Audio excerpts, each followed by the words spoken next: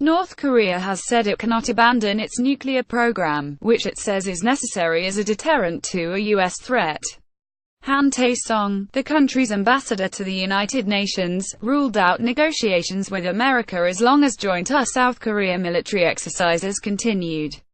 He said the country was ready for new sanctions and dismissed the possibility of North Korea being added to a list of countries that sponsor terrorism.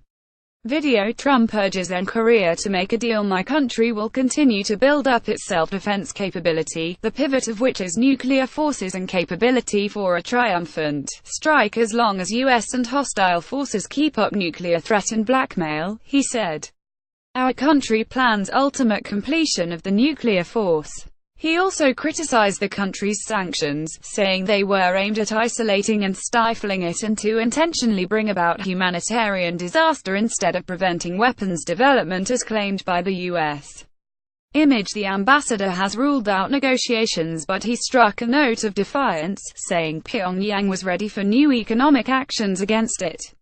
The ambassador was speaking at the North Korean mission in Geneva on Friday, as South Korea and the U.S. agreed in Seoul to keep cooperating towards a peaceful end to the crisis. A U.S. envoy said it was difficult to assess the intention of Pyongyang as there had been no signal. Video: U.S. and Korea staged joint military drills. Mr. Han took issue with the ongoing cooperation between the two allies, which he said used nuclear assets, aircraft carriers and strategic bombers in South Korea.